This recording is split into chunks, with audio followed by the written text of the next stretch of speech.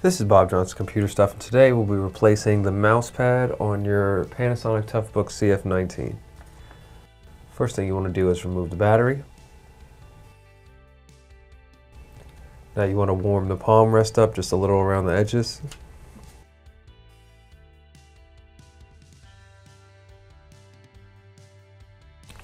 Now you want to get underneath the palm rest. Set that to the side. Warm up the cover around the mouse pad. Pull the connector out. Warm the mouse pad.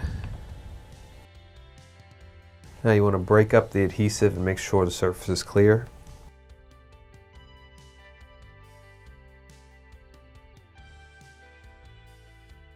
Get your replacement mouse pad.